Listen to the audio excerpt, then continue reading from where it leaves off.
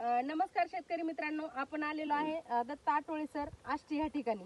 तर त्यांना कांद्याच्या रोपासाठी काही प्रोडक्ट आपले जैविक यूज करायला दिले होते. तर खूप सुंदर अशा पद्धतीचा रिझल्ट आलेला आहे.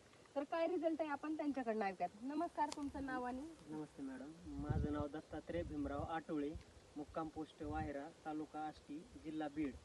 मी या ठिकाणी सॉइल केअर आणि सनस्टिक हे दोन प्रॉडक्ट बीज प्रक्रियेसाठी वापरले आणि त्याची आळवणी पण केली.